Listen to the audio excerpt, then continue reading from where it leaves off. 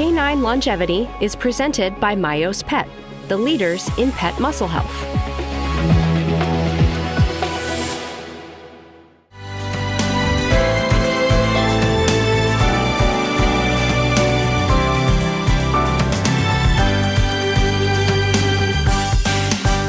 What if I told you that the secret to your dog living not only longer, but a healthier, happier life comes down to things like mobility? Because as we know, motion is medicine. Well, that's what we're going to be talking about today. And I am so honored to have one of the guests of all time, all things mobility and motion and rehabilitation theory, Dr. Larry McCauley. And on this episode, we're going to be doing a deep, deep dive into all things motion, mobility, longevity, rehab. I mean, the list goes on and on and on with Dr. McCauley. I'm a huge fan. You train me. You introduced me to the whole world of rehab. And so to this day, it's all the Dr. Larry McCauley little, I get my notes out. I'm like, what would she do? And so first, thank you for being here. Well, thank you for having me. I'm so excited. And to me, the more people I can empower and give some of my knowledge to, the more they can help the dogs. And that's the biggest joy I have. Yeah. It's all about giving back. And by helping them, we're helping ourselves, we're helping the owners. I mean, it's this whole translational, I call it the One Health effect. One thing I never knew, even though I took your courses and you were one of the instructors, and I'm sitting there in the classroom learning about rehab, how in the world did you ever get started in this? Like, take me way, way, way back to the early days of, oh yeah, when I was 5 years old, I wanted to be a vet, and then I decided I wanted to pick dogs and do rehab. Like, where did it start? Where's the wacky world of Dr. McCauley began in this whole fascinating area of rehab? So I always wanted to be a vet, got through vet school, and I was like, wow, this is so cool. And then as things progressed, it was like I had one cool case a week. And then it was one cool case a month. And to be fair, I mean, got to do really cool things. Like my first year out of school, I was doing diaphragmatic hernias. I did a persistent right aortic arch on a 6-week-old puppy. I had lots of really cool things. And by 6 years, I was bored stiff. I'm like, all right. I'm like, oh, it's another diarrhea dog or a cat that's vomiting or anal glands. And I fell down the stairs at 3 o'clock in the morning, putting my dogs out and hurt my back. And my chiropractor couldn't fix me. And I was like, now what do I do? He sent me to a surgeon who sent me to a physical therapist. And as I was learning what they were doing, because I'm always asking questions, I was like, oh, this is so cool. You mean you can fix this and then strengthen them so it doesn't happen again? That's amazing. That's, chiropractic, you fix things and they say, well, muscle takes time to learn. But if you strengthen the muscle, then you don't have to go back, right? Permanent fix is good. So I'm like, okay, I'll take a course. And there was nothing. So I'm like, okay.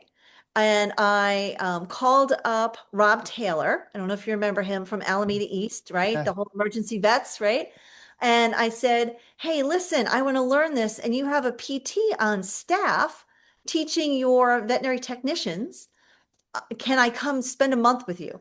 And he's like, I never say yes, but for some reason I'll say yes. I'm like, okay. From then until the time I got there, that person, Mary Lester, left and a new PT came in. And I'm like, okay, I'll learn everything I can from him. And so I spent a month there. We actually did some some research, and that was really cool. And then I came back and I'm like, I want to learn acupuncture. And I started the acupuncture course, and I thought I was going to have I had a 6-month-old baby, right? And I was like, okay, can I be a mom, a Jeez. general practitioner, and start and learn this whole new thing? And I couldn't. So I gave up general practice. And I'm like, I'm going to put my whole heart into rehab. Came up with the idea of the underwater treadmill for dogs, and thought, I'm going to work 3 days a week, 6 hours a day. I'll ride my bike at lunch. This is going to be great. Right? It exploded. And within a couple years, I had 3 or 4 vets working for me. The underwater treadmill was picking up. They now sell more underwater treadmills for dogs than they do for humans. It was just amazing. Within a year, I met Jan Van Dyke and David Levine, and rehab certification courses started, right? You were one of the first people to come through. It was just an amazing ride. Still is. I had no idea what I was getting myself into when I came down there and flew in, and I'm sitting in the classroom with my little notebook. I'm like, what is this? It was such a new area. We Right? weren't trained in this in vet school. We weren't trained in this in our internships. We weren't trained in this when I did my surgical residency. Rehab to us was leash walk and a non-steroidal. That was rehab. And R&R, and right? we were afraid that, oh my Lord, what are they doing with these dogs? I'm going to do a knee surgery and then I'm going to hand it off to them. And are they going to screw up my knee surgery? I'm not going to send it to them. And so it took a lot for me to fly down there and sit there as a surgeon going, well, I'm kind of afraid, but I kind of want to know, but I'm kind of afraid. And then I'm looking at the data. I'm like, this makes total sense. And I would do it for myself, and I'm into sports, and it makes sense that we should do it for our dogs. And it was brilliant, but it's still been a really slow, we'll talk about this further, but man, talk about a long hill battle just to continue to not only convince veterinarians and surgeons and even owners that it's important, just educating, all these different areas of bringing rehab to the forefront, but getting acceptance, Yeah. and so how did you battle that? Like, how did you, because early on, you people like me sitting there going, you're not going to touch my dog. It'll do fine without rehab. I just put all these plates and screws in there and it's going to do awesome without it. And we would fight it because we were afraid. We didn't know. We were afraid, what are they going to do behind those closed doors with this little thing called laser that we sure don't even know anything about that. And this underwater treadmill, surely don't know anything about that. So I guess my first question is, before we talk about how you battled it, take me back, because you mentioned underwater treadmill. That's something also vet school internships, fellowships, residency I never heard of. What even made you think of that? Like, where'd that come So, so I got tired of like, I'm a nerd. I admit it. I'm neurodiverse. I hyper focus. And I would have these patients that we would put on pain meds and they just weren't getting better. And I'm like, what can I do? And I literally read every journal I could, cover to cover. And I'd be like, "Oh, pain meds or an article on pain. Oh, it's just another drug, right? And like, there's got to be more. There's got to be more. And I looked into the human research and the equine research, Yeah. and underwater treadmill started with horses. And they would take horses first, they'd get injured and they would just rest them and then they would never get better. So then they said, okay, we're going to swim them. And they kept the muscles strong, but without the pounding on the bones weakened.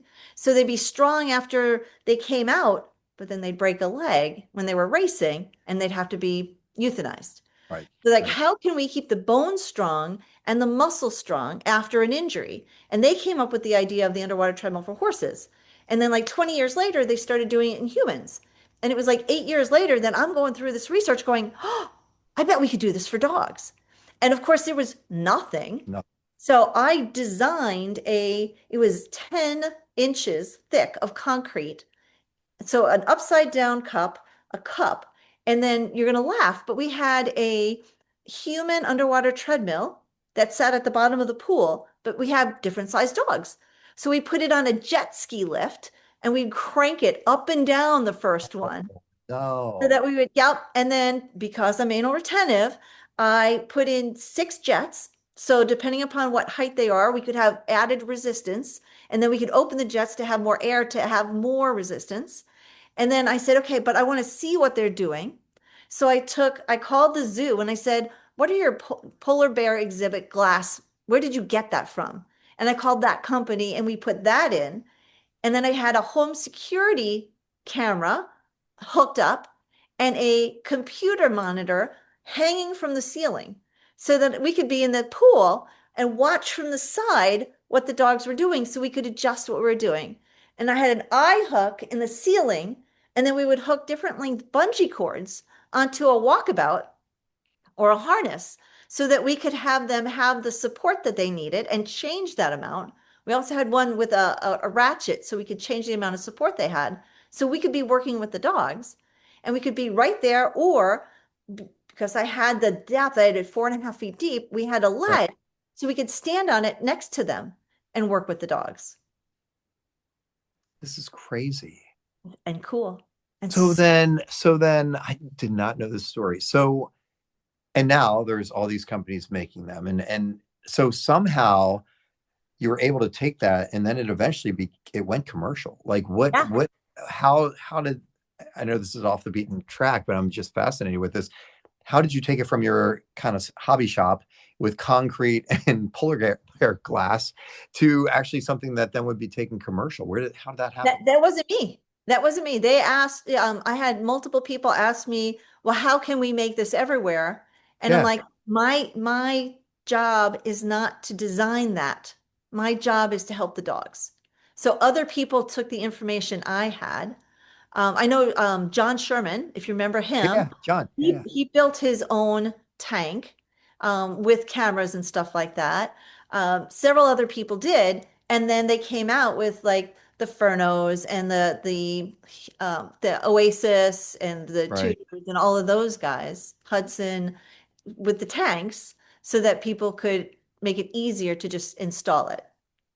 But it still came from your footprint. I mean, Yeah. it's still, I mean, we have, ones at our centers East Coast, West Coast. And the the reality is it's still what you were designed early on. Your description is just that. It's just they basically commercialized it. Yep. Essentially. Oh my Lord.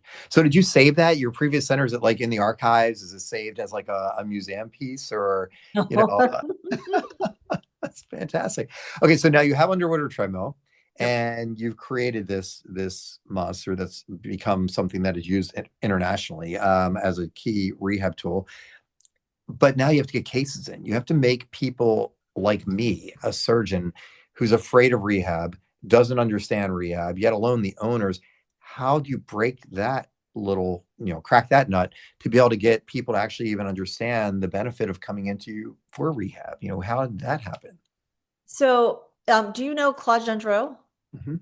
Yeah, right. So Claude was in my backyard, and like you, he was like, I don't know that I believe in this. And um, I had a client who came in who said, Claude said my dog will never walk again. And I said, I think I can make your dog walk again. And he said, if you can make my dog walk again, um, my son, if I remember this correctly, because it was a long time ago, my son is an author, a journalist for one of the local papers, one of the big local Chicago papers, and I will get you on the front cover. And I'm thinking, Ha ha ha. whatever.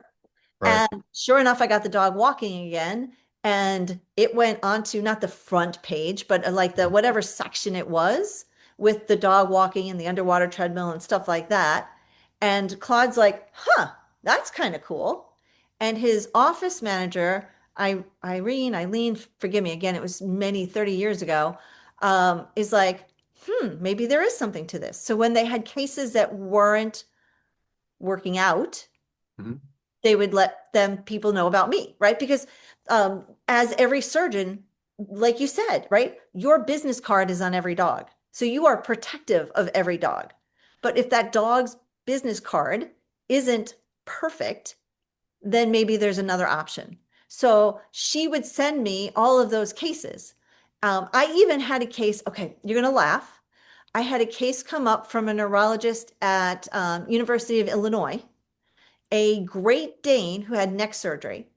And the surgeon thought for sure the dog was never going to walk again. So when she sewed him back up, it was a Harlequin. So it was white with black spots. The Beautiful. spots were like this. She didn't sew them up uh, to connect, right? Why take the time? Because, in 2 weeks, the dog's going to be gone. Well, when the Yeah. dog trotted back into her office, she was like, okay, all my surgeries that don't get up and walk immediately, I'm going to send to you. So it was just a case of Mm. sending people back, Wow. right? With great results. I mean, there were great results that blew me away. I had a client come in, a tougher Chicago man with his black lab. And I said, I want to put it through your dog. He had really bad arthritis, both hips. I want to put your dog in the underwater treadmill and do acupuncture. And he said, I don't believe in acupuncture and I'll just go swim my dog. Okay, Wow. whatever.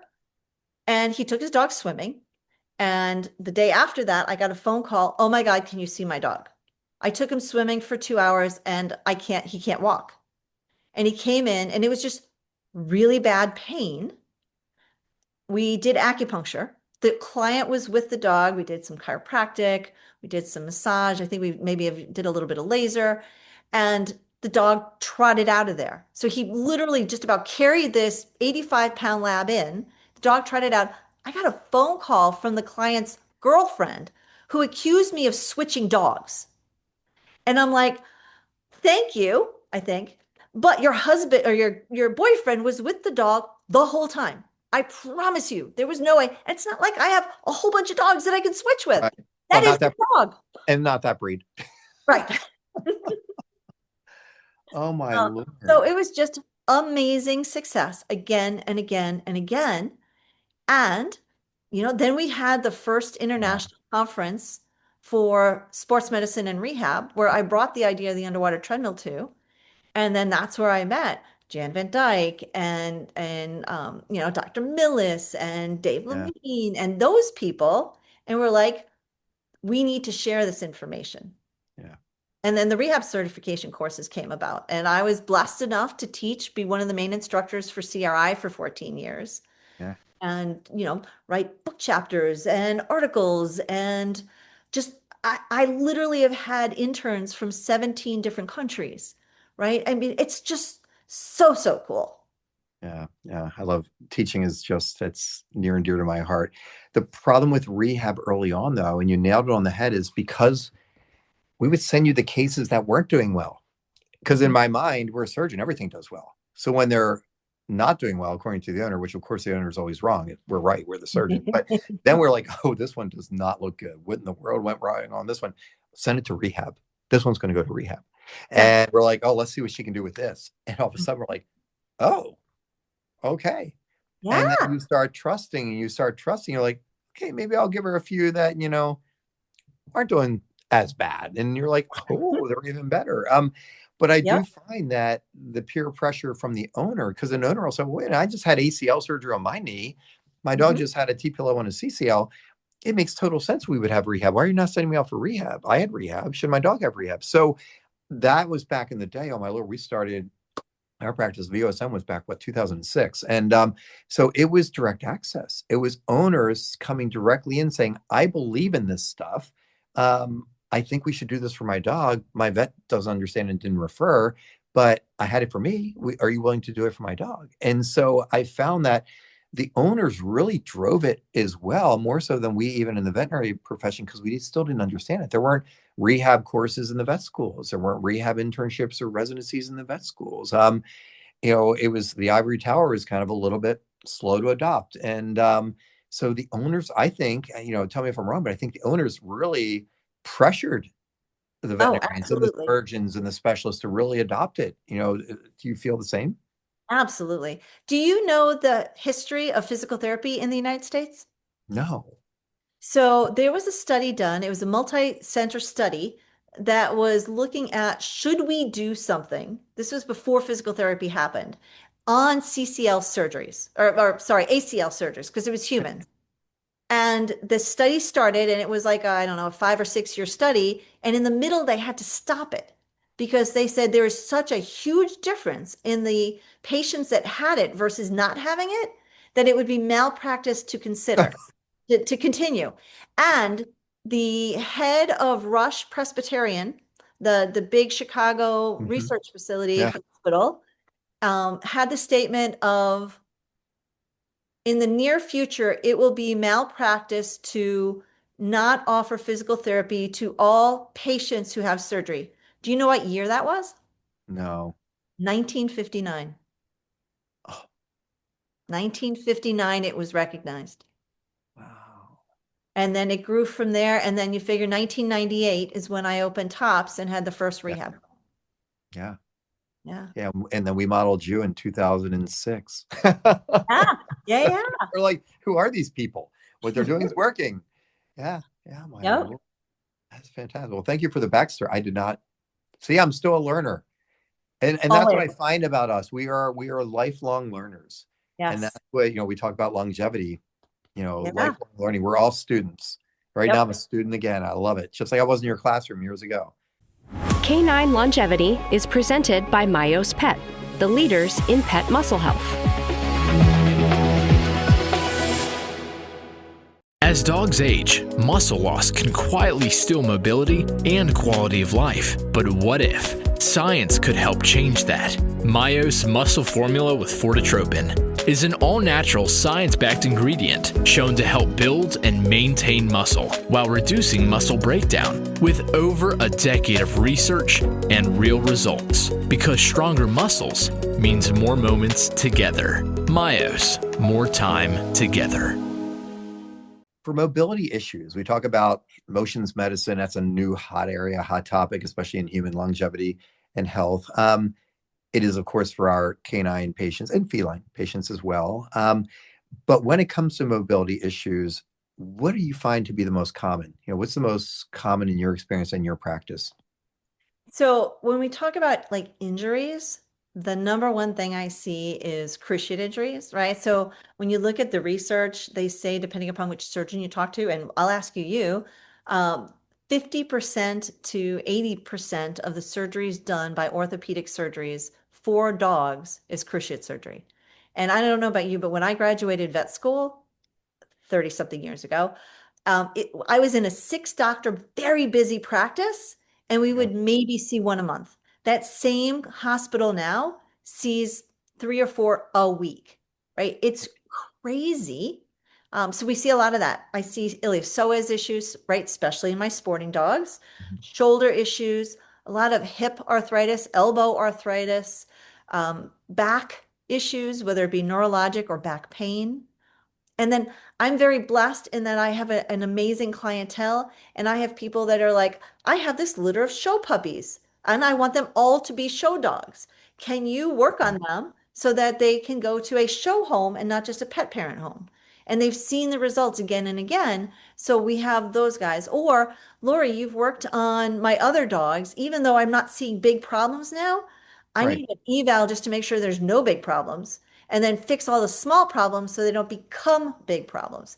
And that's my favorite, right? Because it's like clay in your hand.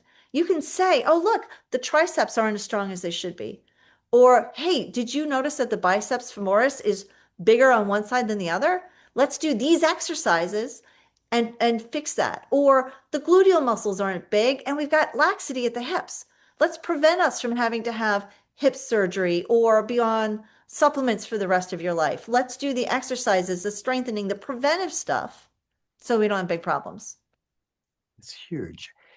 And that makes me think about the way you put that we also have to consider that these dogs, they're on a journey like we are, and it's going to change. And the motion or mobility issues they may have as even a puppy, like you were talking about knees, they get genetic issues like luxating patellas and PLs. That journey for that little dog is going to start at 6 months of age, and its trajectory and what you're going to do from a motion mobility standpoint of prevention and overall long-term health is going to change when he's 6 years old. And 16 years old, your approach is totally different. And then same thing with even just a happy house pet companion. The way you're going to approach that dog from a mobility motion standpoint and recommendations when he's 6 months of age is going to be different than when he's 6 years of age and 12 years of age. And so, and I don't think people realize that same with us, we evolve and our mobility is going to change Wow. over time. And so do you find it really challenging to work with the dogs that are geriatric then that really, they come into you and unfortunately they didn't start working with them when they were 6 months of age with some sort of exercise program. And now in comes the Labrador Retriever kind of walking and it's like a little coffee table and you can hear his elbows and his knees kind of squeaking before he comes around the turn to see you. I mean, do you see one of those and go, oh my Lord, we're hopeless? Or are those where you're like, roll up my sleeves, I'm ready for this, I got this is what I love. Um, Talk to me a little bit about the challenges you see with someone that comes in with you with a puppy and they don't understand really they need a little bit of training and what Mhm. the dog can do when he's a puppy versus 6 years of age versus 16 years of age. How do you counsel that same owner throughout the trajectory of the path of that dog? And then how do you even handle the geriatrics? Because that's a whole nother, challenge in itself. That is like 16 questions at once. So A forgive me if lot I to read unpack. all of A lot to them. unpack. Let's start with the little guys and let's do a journey. Let's do a journey. Yeah. So we have the little dog that's going to come in and he's totally happy and healthy. Mhm. And the owner says, listen, I just got this puppy. He's 8 weeks of age. He's a big ball of fluff, but he wants to do things with the dog. Right. And, he got this dog. So we go hiking, you live in Asheville. the Yeah. land of my favorite mountain biking. And so we want to get outside. But how are you going to counsel this owner through that length of this dog's life until it's hopefully 16 plus, on what he can do as a puppy? Growth plates are still open versus he's an adult. What can they do then? Let's take that one dog, the happy dog that doesn't have a genetic issue. How are you going to advise and counsel that owner through the course? And if you can help those that are watching this, the viewers that are in that same situation, whether they have that little 8 week old or the Mhm. 8 year old, the 12 year old, how do they, obviously they should reach out to you to learn, and through your courses, but how does that trajectory change for just the healthy dog before we even talk about a dog that has a orthopedic issue? All right, that's a great question. So let's start. So we start with a puppy. Puppy comes home. I let him be a puppy. Well, first of all, we let him be a puppy and not do stairs, right? Number one, because there's research that shows that puppies before 16 to 20 weeks of age that do stairs are much more likely to have hip issues. And it makes sense, right? You push Yeah, off on that step and it takes that ball out of that socket, right? When yeah. it's too weak. So prevent that. Lots of run and play. Dogs Mhm. that have rural, that are brought up in rural areas have less musculoskeletal issues, right? So lots of play, lots of interaction, Mhm. socialization, because that's super important. Education, right? And communication. So teach the dogs not just right? For like, well, what did I do? But hey, can you do this? Yes, good job. So that you can shape behaviors as Yeah. they the Core and More course I say is safe for 16-week-old to 16-year-old puppies, and Okay. then all the way from frail to athlete, that we can strengthen the core muscles and the muscles, tendons, and ligaments and fascia that stabilize the joints Mhm. so that we significantly decrease the chance of injury. So Wow. they first come in and we do a chiropractic joint mobilization, whatever. We get normal joint motion in Okay. all of the joints. And Okay. then from there, we say, okay, they're going to be puppies. Like I said, around 16 weeks of age, they can start doing some gentle exercise, which may be something like pickup sticks, right? Stepping over things. Yeah. I'm in North Carolina, take him in the woods where he has Yeah. to step over roots and things like that. Increases proprioception. We know that's better for the brain from the Superman study, right? Yeah. Small amounts of tension and stress, small, make Mhm. a much more stable-minded dog when they're adults, Makes right? total sense. Right. So, That's the puppy. yep. Now that owner is going to come back to you years later, or maybe this is a new client that just came with that dog in the next stage of life, which now we're an adult, middle-aged adult. How are you changing that regimen? So I don't like them to do a lot of jumping Okay. until their growth plates are closed, Yep. right? So, there's, well, actually, if we back up, and I know this is on motion and stuff, but I have to throw it in there. There's so many studies that show that early spay and neuter increases the chance Yeah. of musculoskeletal disease. The whole tibial plateau can be significantly increased with early spay and neuter, so we have more cruciate disease um, and obesity. We don't want roly-poly puppies. We want lean, healthy, happy puppies, active puppies that become lean, healthy, active adult dogs, right? So we do a little bit of consulting about that. Then I see them usually again when they're like 6 to 8 months old, because now they're in their like gangly teenage, Mhm. right? Those years or those months. And we want to work on balance and proprioception so that they're more aware of their body and less likely to get injured. And then I see them again when they're a year to a year and a half old, right? And that's where I consider them adult, right? And then as an adult, we'd be like, okay, now we're going to give you some more exercises so we can work on strength. Really cool research out of UC Davis. Um, Keith Barr studies tendon and ligament strengthening. Mhm. And they did a study on a competitive javelin thrower. And I know this again isn't muscle, but to me, it's like super important, where they did an ultrasound um, look at the size of the fascia over the biceps tendon. And on his non-throwing arm, it was 0.5 millimeters. And on his throwing arm, it was 3 millimeters. Oh, So wow. 6 times Huge stronger. difference. Yeah, huge Huge difference. difference.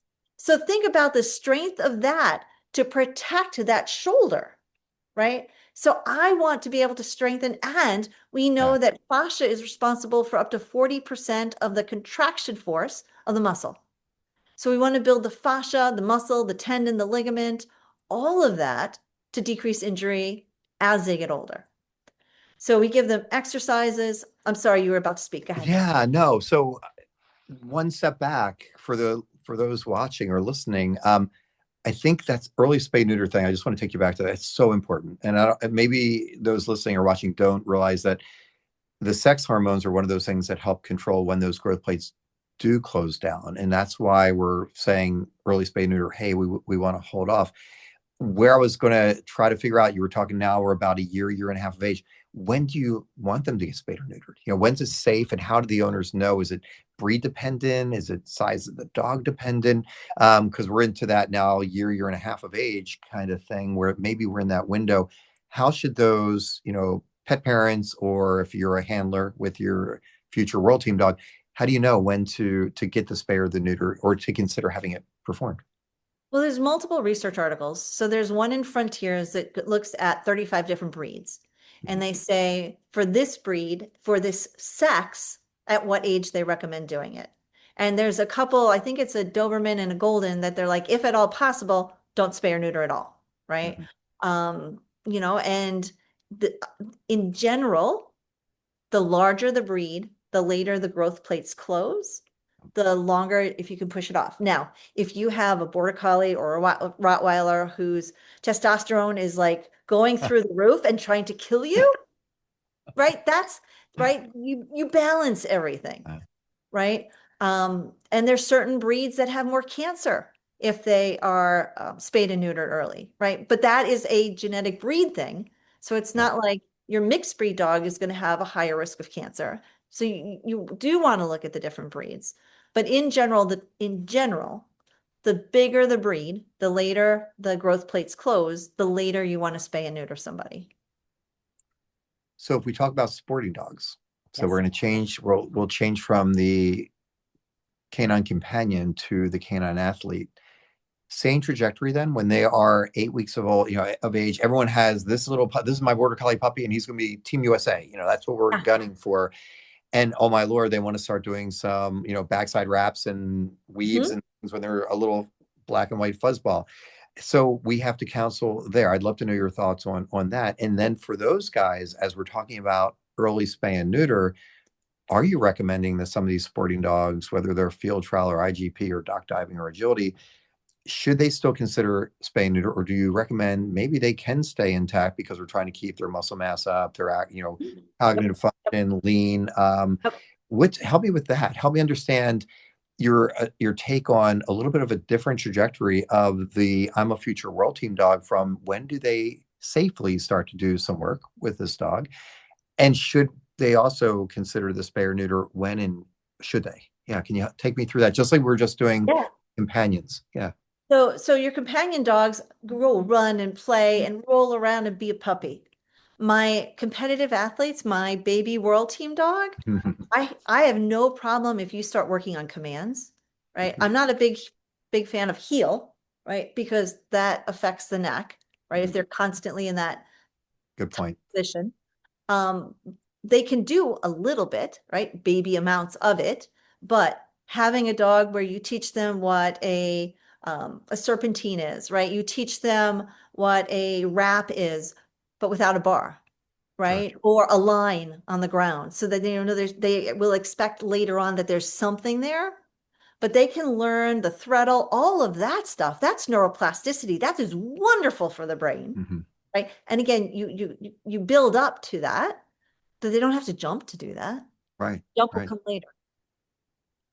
Right. And then as for spay and neuter, if you can keep them intact, like you said, we know that those sex hormones help build muscle. If at all possible, keep them intact. Yeah. Yeah. And do you say that to the companion owner, or do you feel that with population density with dogs. I mean, these dogs are living in homes and they're being well taken care of and they're flying with the owners and they're out at the dog parks and they're very well controlled. I don't think we have to worry as much about them running the streets with the population of dogs that we're talking about. But do you still counsel East for your pet parents spaying and neutering these dogs throughout at some point in time throughout their life? What's your goal, right?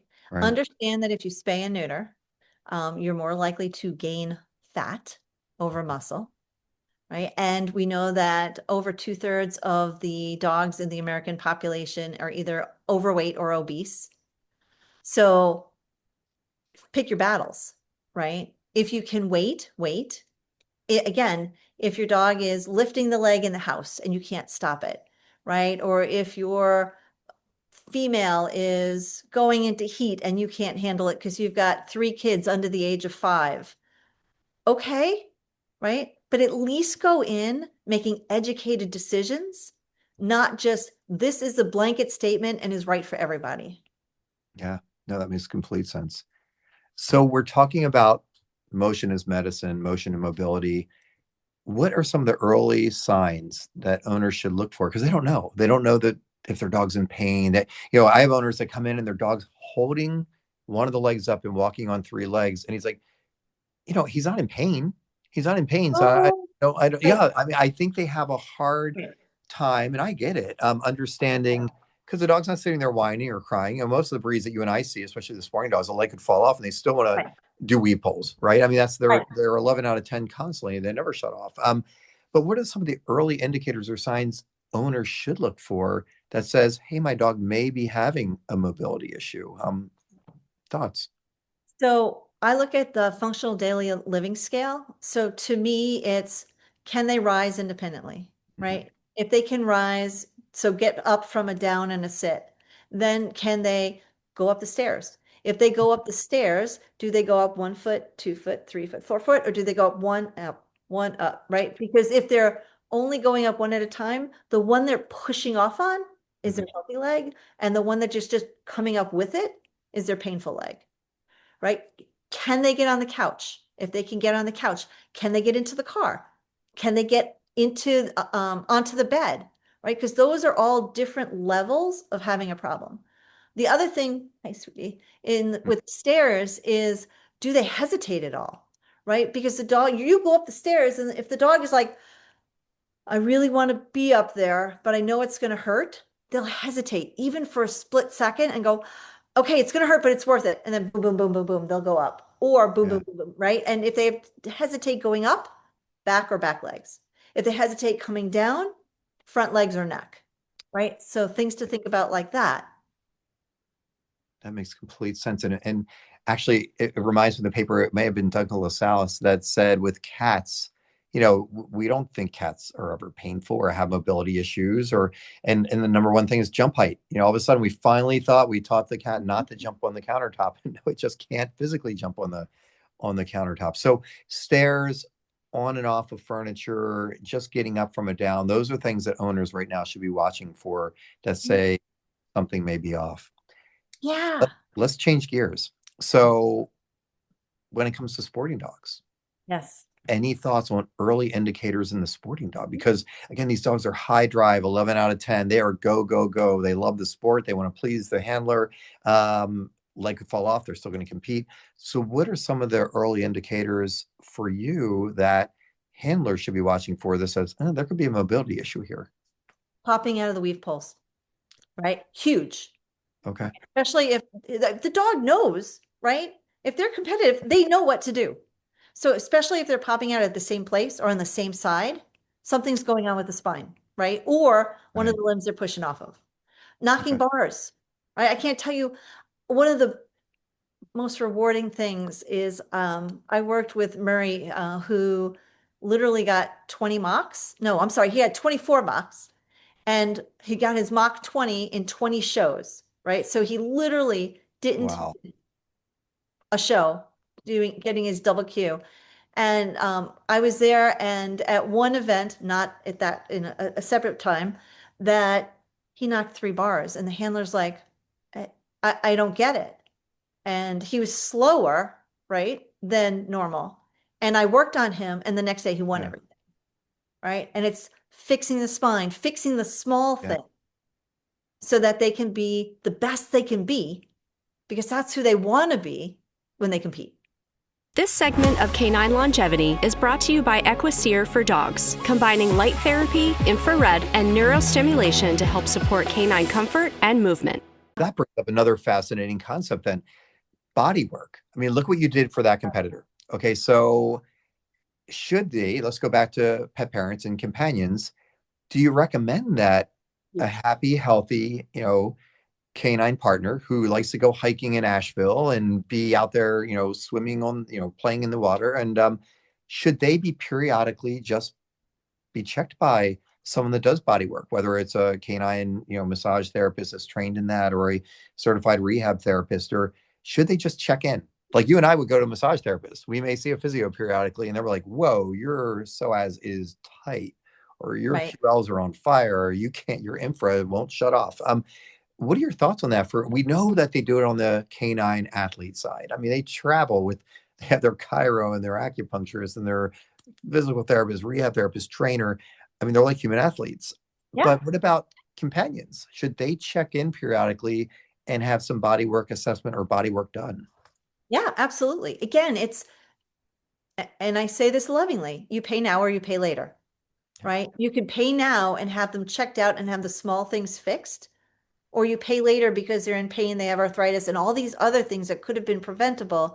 And now you're paying for the drugs and the surgeries and all of that, right? So, and if you pay later, they have pain issues. If you pay now and you keep them healthy, they don't have pain issues later. No, that's huge. So I think for everyone listening out there, who should they check in with? Is this something that everyone wants to do everything right for their dog and they want them to live, it's all about longevity, but not living longer, but living healthier longer and enjoying life? If you're listening right now or watching this and you have that Labrador retriever that you just love hiking with, and you want to have him assessed, I mean, who do they schedule an appointment with their general veterinarian just to look at some mobility and motion and make sure that they're on target? Should they look for a certified rehab therapist? We're both ACVSMR boarded tips. I mean, where do they go? Like, what would your recommendation be to the house pet owner, right? Pet parent, to have some body work done or just checked out, and how often should they do that? Great question. And it depends upon who's around, right? So you and I Yeah. know there's what, 130 of us worldwide Yeah. that are boarded in sports medicine and rehab. Not everyone's going to have access to that, Yeah. right? Most vets, they don't have time to check that stuff out. You come in with a vomiting dog, they have what, 10, 15, 20, maybe 30 minutes with you. And I teach, right? That's one of the reasons I'm traveling and teaching so much, is so I can help people help the dogs, right? If you have an acupuncturist by you, they may be able to help. If you have a chiropractor by you or someone who does manual therapy, if you have a physical therapist by you, someone who's it's certified in sports medicine and rehab, or there's what, 5 different schoolings now that people can Yeah. get certified with, right? Look for those people, right? There's different levels, and you may be, there's a difference between I'm in New York City and there's 10 people within 5 miles of me, or I'm in South Dakota and I have to drive 4 hours to find somebody, right? So and there's never any blame or shame, ever. You do the best you can and then you're happy with it. Do you recommend that they do that? How often? How often should the average pet parent take their dog who's an active dog and they just want to do the best they can from a standpoint of, nutrition and supplements and exercise? How often should they have? Because we know their general vet, you just mentioned, it's like us going to our doctors. They Yep. sit there, they're typing the whole time. They have 10 minutes. They're like, "Are you good? Okay, you're good. Out next." Yep. So they don't have time to talk to us about nutrition and supplements and overall longevity. So if their general practitioner veterinarian doesn't, which we get, how often should they seek out one of these? You were saying acupuncture or chiro or rehab or an ACVSMR. Should they do that annually, you think, just for the average, check in to make sure body mobility is functioning the way it should? The first thing to do is get evaluated, right? Because we may think the dog's running, playing, jumping, and they are, and they have a fusion in both knees, Yeah. right? And that's a cruciate waiting to happen, right? So being evaluated, or they have arthritis, but they're so excited that they're not going to show you a lameness, but then they're going to come in and lay down and maybe they're going to get up a little bit slower, right? So the evaluation is the big thing. And then it's up to the practitioner to say, you know what, he's good. I'll see you in 6 months to a year. I do that all the time. Yep. Or, hey, we have this problem. Let's fix this. And I'll see you once a week for the next month. And then I can see you in 6 months. Right? Or, wow, your dog has arthritis in 8 different places. I'm going to see you twice a week for a week or two, and then once a week, and then once a month. And then I'm going to give you a whole bunch of information so you can work on your dog at home, right? My goal, and I always tell my clients lovingly, I want to teach you as much as I can so that you can be a bigger part of your dog's health. Not because I don't love you, but because if you're doing that at home, that frees my time up to take care of somebody else and teach them. So I try to teach them as much as I can to help them, empower them to help their dog. That is brilliant. I love that approach. And it speaks to data and it speaks to the baseline. So no time is the wrong time. That Labrador Retriever right now could be 12, but still thinks he's 5 and still hikes with that owner. It's not wrong for that 12-year-old to come in and see you or another, rehab bodywork specialist to say, let's get a baseline. And then we know where we're starting from. They find those areas of restrictions, tightness, arthritis, and say, okay, we know where we're starting. Give them a home program. I love your idea of what can they do at home. And then you check back later. So I think for those listening, no matter what age your dog is, it's appropriate to come in and get that baseline. And that's what I do with the sporting dogs. I call it the race ready assessment before the season starts.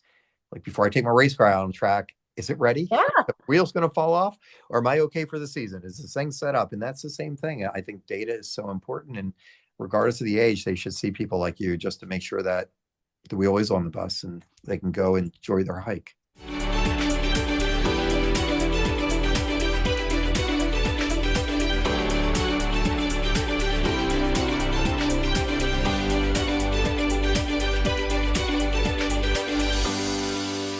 Good girl, Fachi. Canine Longevity is presented by Myos Pet, the leaders in pet muscle health.